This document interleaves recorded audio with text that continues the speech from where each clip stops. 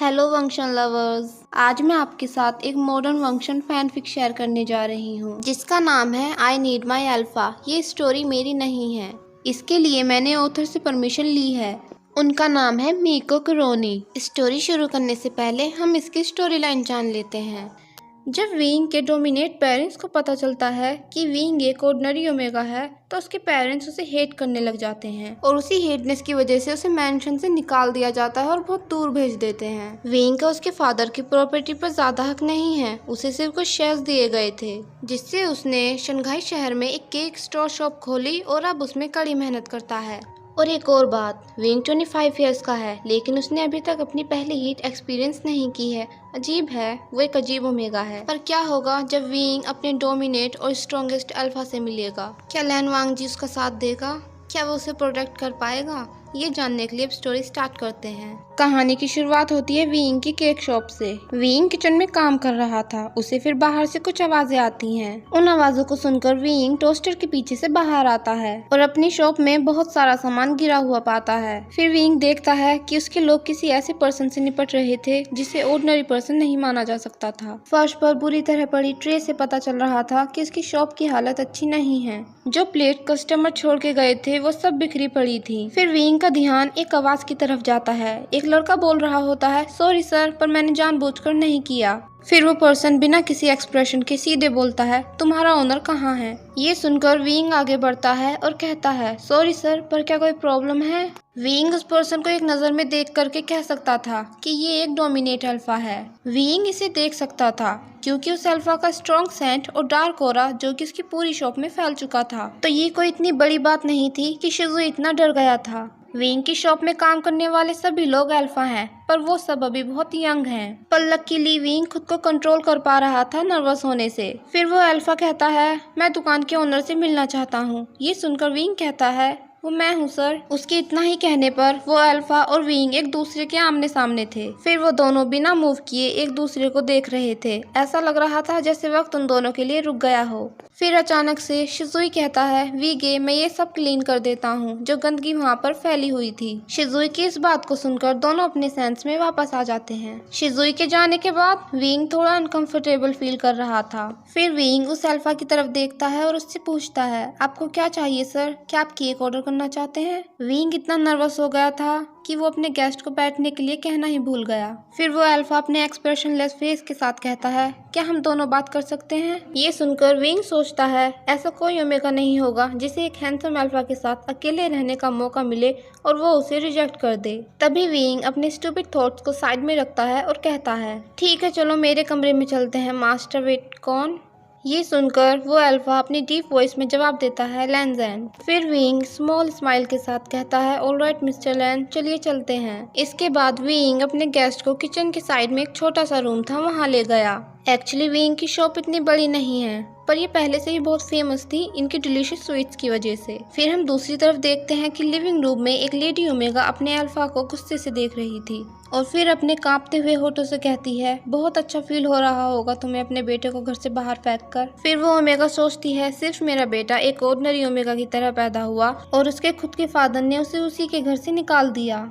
जब वो ओमेगा ये सब सोच ही रही थी तभी वो अल्फा कहता है, क्रिस्टल, मुझे इस टॉपिक पर कोई बात नहीं करनी है। फिर क्रिस्टल जैंग जो कि विंग की मदर है कहती है, मुझे तुमसे शादी करके अफसोस होता है। ये सुनकर लू जियनमिन विंग के फादर कहते हैं, अपने वर्ड्स पर ध्यान दो क्रिस्टल। क्रिस्टल अपने अल्फा हस्बैंड से बहुत ज्यादा हर्ट थी क्योंकि लू जियनमिन अपने हंसते हुए चेहरे के पीछे एक छुपा हुआ मॉन्स्टर है। वो एक बहुत बड़ी कंपनी का मालिक है और वो एशिया का किंग भी बन गया है। पर इन सब से ही वो सेटिस्फाइड नहीं हुआ। जब उसे पता चला कि विंग एक डोमिनेट ओमेगा ना होकर सिर्फ एक ऑर्डिनरी ओमेगा है तो उसने अपने 18 साल के बेटे को घर से बाहर निकाल दिया। 18 साल के विंग को अपने फादर के होते हुए खुद को अकेले ही प्रोटेक्ट करना पड़ा। तभी फिर पीछे से एक आवाज आती है, डैड प्लीज रुक जाइए। ये वी फैन था, विंग का छोटा भाई जो कि एक अल्फा है। इसका एटीट्यूड उसके फादर से ज्यादा मैच्योर है और ये अपनी फैमिली से बहुत प्यार करता है। जब वी फैन अपने पेरेंट्स की फाइट को देखता है तो वो उसे शांत कराने के लिए अपनी मदर को अपने कमरे में लेकर चला जाता है। ये देखकर लू जियनमिन को बिल्कुल भी अच्छा नहीं लग रहा था। लू जियनमिन अपनी वाइफ और बेटे को अब और बर्दाश्त नहीं कर सकता था, जो उसके बड़े बेटे की तलाश में लगे रहते हैं। लू जियनमिन चाहे तो वो अपने बड़े बेटे को ढूंढ सकता है, क्योंकि उसके पास बहुत सारे कनेक्शंस हैं। पर उसकी निराशा जो कि उसके दिल में घर कर गई थी, क्योंकि उसका बड़ा बेटा ऑर्डिनरी ओमेगा की तरह तो पैदा हुआ ही था, पर साथ में वीक भी था। लू जियनमिन वीक ओमेगास को पसंद नहीं करता है, जो उसकी वाइफ यानी क्रिस्टल की तरह परफेक्ट नहीं होते हैं। लू जियनमिन को लगता है कि अगर लोगों को विंग के बारे में पता चल गया तो वो अपना चेहरा कहाँ छुपाएगा। जब विंग के फादर ये सब सोच रहे थे, तब वी फैन अपनी मदर को रूम में समझाने की कोशिश कर रहा था। वो क्रिस्टल से कहता है, नो मॉम, बाद में मैं ट्राई कर रहा हूँ, आपको डैड से कुछ कहने की जरूरत नहीं है। जब वी फैन अपनी मदर से ये सब कह रहा था, एक डोमिनेट आवाज बाहर से सुनाई पड़ती है। We fan. क्रिस्टल समझ गई थी कि उसके हस्बैंड ने अपनी अल्फा टोन का यूज किया है उसे और उसके बेटे को दबाने के लिए। फिर लू जियनमिन कहता है, हनी बाहर आओ। वी फैन अपने फादर की बात को नकारना चाहता था, पर क्रिस्टल ने उसे रोक दिया और कहा, फैन कोई बात नहीं, चलो चलते हैं। वी फैन ने अपना सिर हाँ में हिलाया और फिर दोनों नीचे चले गए। वी फैन अपने फादर की तरफ बढ़ रहा था और वो अपने फादर को नाराज होकर देख रहा था। लू जियनमिन भी उसे सेम तरीके से देख रहा था और बिना कुछ कहे वी फैन वहाँ से चला गया। फिर क्रिस्टल बहुत धीरे से बस एक बात कहती है, जियनमिन प्लीज हमारे बच्चे को ढूंढो। ये सुनकर लू जियनमिन जवाब देता है, मेरे पास सिर्फ एक अल्फा बेटा है जिसका नाम है वी फैन। बस इतना कहकर लू जियनमिन अपनी पत्नी को मैंशन में अकेला छोड़कर चला जाता है। फिर क्रिस्टल सोचती है, पता नहीं वो अल्फा कहाँ है जिससे मैंने प्यार किया था, क्योंकि अब तो मेरे सामने कोई और ही है। पर मैं क्या करूँ, मेरा जो प्यार है तुम्हारे लिए वो मुझे तुम्हें छोड़ने ही नहीं देता। ये सोचते हुए क्रिस्टल सोफे पर बैठकर अपने बेटे को याद करके रो रही थी। अब हम वापस वहीं पहुंचते हैं जहां पर विंग और वांग जी एक छोटे से कमरे में बैठे हुए हैं। यहाँ पर विंग खुशी से कहता है, सच में आप मेरे 200 केक ऑर्डर करना चाहते हैं? विंग खुशी से चमक रहा था। उसकी टेल खुशी से बाहर आने ही वाली थी, पर उसने खुद पर कंट्रोल कर लिया। विंग की टेल के बारे में सिर्फ विंग को पता है, यहाँ तक कि उसके पेरेंट्स भी ये बात अभी तक नहीं जानते हैं। पर जैसे ही विंग सोचता है कि वो स्पेशल है, उसके सभी पास्ट इवेंट्स उसके सामने आ जाते हैं, तो विंग अपनी टेल पर ज्यादा ध्यान नहीं देता। तभी विंग अपना ऑर्डर कंफर्म करने के लिए वांग जी से दोबारा पूछता है। फिर वांग जी उसे यस में जवाब देता है। ये सुनकर विंग इतना खुश होता है कि उसके बनी टीथ दिख रहे थे और वो अपनी बनी स्माइल के साथ बहुत अडोरेबल लग रहा था। फिर विंग वांग जी से पूछता है, हमारे पास बहुत सारे सैंपल केक हैं, हम बड़े इवेंट्स के लिए भी काम करते हैं, क्या आप कुछ और भी ऑर्डर करना चाहेंगे? विंग ने ये अपनी एंजेलिक स्माइल के साथ पूछा था। विंग लाइफ में पहली बार इतना एक्साइटेड था और उसे खुद नहीं पता था ऐसा क्यों हो रहा है, पर उसका दिल बहुत खुश था। फिर वांग जी पूछता है, आपके पास टेस्ट कराने के लिए कुछ है? वांग जी ने विंग से ये बात अपने एक्सप्रेशनलेस फेस के साथ और सीरियस टोन में पूछी थी, जिसे सुनकर विंग की बनी स्माइल गायब हो जाती है। जैसे ही विंग की ब्यूटीफुल स्माइल गायब हो गई, वांग जी को भी बिल्कुल पसंद नहीं आता है, क्योंकि वांग जी इस स्माइल को और देखना चाहता था। फिर वांग जी सोचता है, विंग दुनिया का क्यूटेस्ट ओमेगा है जिससे वो पहली बार मिला है। जब वांग जी ये सब सोच रहा था, तभी विंग 1 सेकंड बोलकर कमरा छोड़कर किचन की तरफ चला जाता है। वांग जी के चेहरे पर एक क्वेश्चन लुक था कि कहाँ।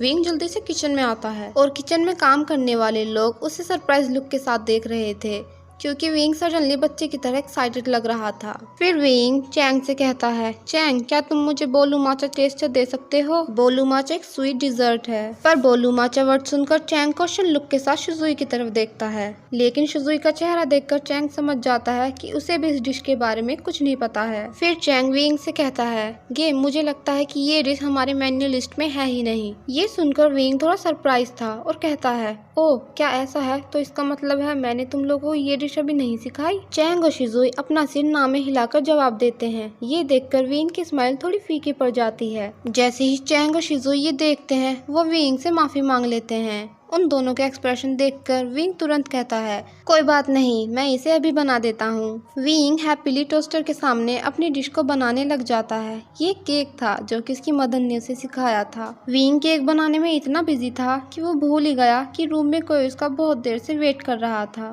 फिर शिजुई कहता है, गे गेस्ट के बारे में क्या करें? ये सुनकर विंग कहता है, गॉड मैं भूल गया। एक्चुअली विंग थोड़ा फनी लगता है जब वो पैनिक होता है। तभी चैंग कहता है, क्या होगा अगर वो पर्सन मर गया होगे? फिर विंग गुस्से से कहता है चैंग। पर चैंग यही नहीं रुकता है, वो फिर कहता है गे एक लेडी थी जो कि अपने ऑफिस में मर गई थी और क्या पता वो अल्फा इतना बोर हो जाए कि बासी कॉफी पी ले। विंग चैंग की बातों को इग्नोर करके तुरंत कमरे की तरफ भागता है और जैसे ही विंग दरवाजा खोलता है वांग जी उसे पीछे मुड़कर देखता है। वांग जी को देखकर विंग राहत की सांस लेता है और सोचता है शुक्र है बोरियत से मरने वाली चैंग की सारी बातें झूठी थी। फिर विंग कहता है आई एम सॉरी सर, मैं हमारा एग्रीमेंट भूल गया था क्योंकि मैं किचन में बिजी था, प्लीज़ हमारा ऑर्डर मत कैंसिल करिएगा। ये सुनकर वांग जी कहता है कोई बात नहीं, मैं फिर भी आपको इसका ऑर्डर देता हूँ क्योंकि शो कल सुबह 8 बजे है। वांग जी देख रहा था जब वो ओमेगा दोबारा से स्माइल करने लगा।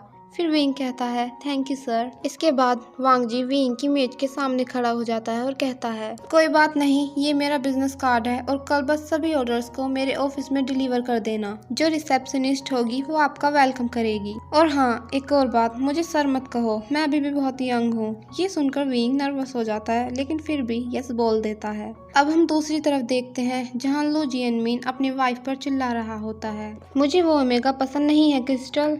फिर क्रिस्टल गुस्से से कहती है तुम एक ट्रैश अल्फा हो, तुम्हें पता है एक माँ की प्रार्थना तुम्हारी ताकत से बहुत बड़ी है और विंग को मैंने जन्म दिया है, वो मेरी कोख से पैदा हुआ है और वो हमेशा मेरा बड़ा बेटा रहेगा। ये सुनकर लू जियनमिन चिल्लाते हुए कहता है तुम्हारी इतनी हिम्मत हुई ओमेगा कि तुम मुझ पर चिल्लाओगी। लू जियनमिन इस बात को अपनी अल्फा टोन में कहता है जिससे उसकी फेरोमोन जो उसका सेंट था वो पूरे कमरे में फैल गया था और उस रूम का ऑरा बहुत ही डार्क और हॉट हो गया था जिससे क्रिस्टल को सांस लेने में बहुत दिक्कत हो रही थी और उसका सिर चकराने लगा था। उस रात क्रिस्टल को लू जियनमिन की बाहों में झुकना पड़ा पर वो तभी भी सिर्फ एक बात सोच रही थी काश मेरा बेटा अपनी मेट के साथ खुश हो। अब हम दूसरी तरफ देखते हैं रात का वक्त था और विंग किचन में लगा हुआ था पर अचानक से उसकी चेस्ट में पेन होने लगता है और उसको सांस लेने में बहुत दिक्कत हो रही होती है और फिर वो अपनी पेनफुल वॉइस में कहता है ओ गॉड मेरी चेस्ट बहुत ज्यादा हर्ट हो रही है। इसके बाद विंग किचन से बाहर आने की कोशिश कर रहा था पर उसके दोनों पैर डगमगा रहे थे। विंग बहुत हॉट फील कर रहा था और धीरे धीरे उसकी टेल बाहर आ गई और ये देखकर विंग भी सरप्राइज हो गया था। विंग अकेला था और दर्द से रो रहा था। वो अपनी केक शॉप के ऊपर एक कमरा है वहाँ रहता है। विंग उन मेमोरीज को याद नहीं करना चाहता जब उसे उसी के घर से निकाल दिया गया था। विंग की पूरी बॉडी पसीने में हो गई थी, वो और बर्दाश्त नहीं कर सकता था तो उसने अपने सारे कपड़े उतार दिए। विंग चाहता था कि कोई उसे टच करे, तभी उसके दिमाग में अचानक से उस अल्फा की इमेज आ गई जिससे वो आज दोपहर मिला था। फिर विंग खुद को अपने हाथों से ही टच करने लग जाता है। विंग बहुत ज्यादा हॉट था और ये हॉटनेस उसे टॉर्चर कर रही थी।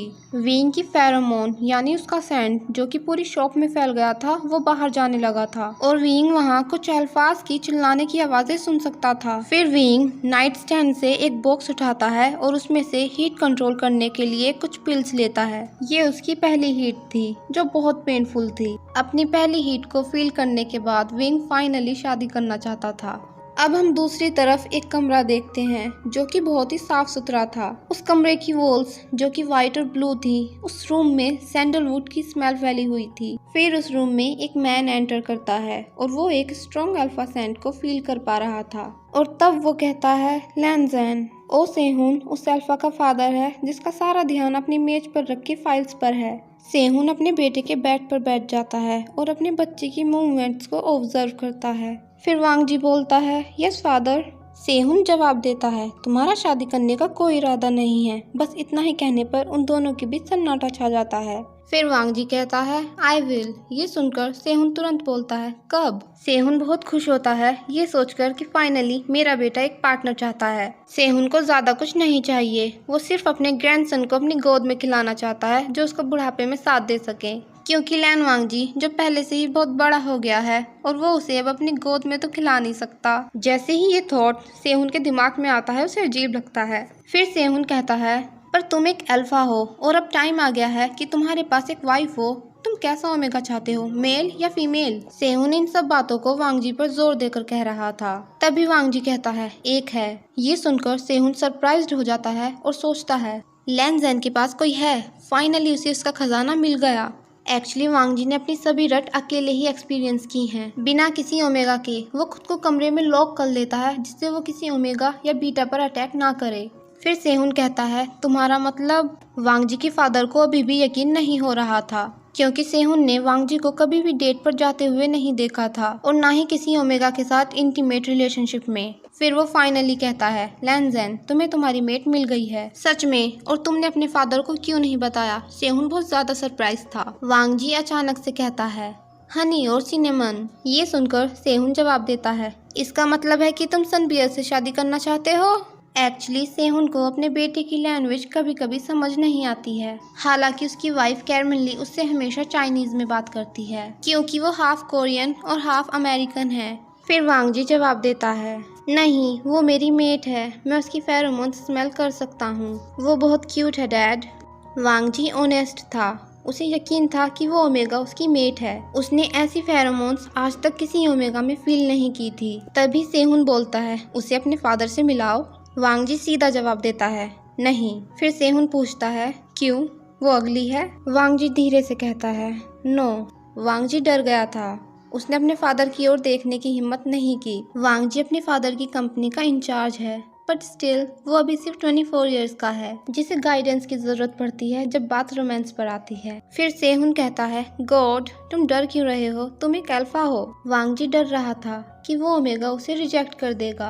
सेहुन ये सब देखकर सोच रहा था, कोई मेरे बच्चे को कैसे मना कर सकता है? वो अपने बेटे के हेड पर हिट करना चाहता था। तभी वांग जी जवाब देता है, डैड, वो परफेक्ट है। फिर सेहुन कहता है, और तुम अपने ग्रैंडफादर जंग यूनहो के बड़े वंशज हो। लैन वांग जी एक डोमिनेट अल्फा है, जिसके बारे में भविष्यवाणी की गई थी कि अगर उसे अपनी लूना मेट मिल जाती है तो वो अपने क्लैन का प्रमुख एल्डर बन जाएगा। वो ओमेगा जो मून गॉडेस ने उसके लिए चुना था, पर अब ऐसा लगता है कि उसके अल्फा वेयरवुल्फ ने उसकी लूना मेट को पहले ही महसूस कर लिया है। तो गाइस, आज का पार्ट यहीं खत्म होता है। आई होप आपको वीडियो अच्छी लगी हो।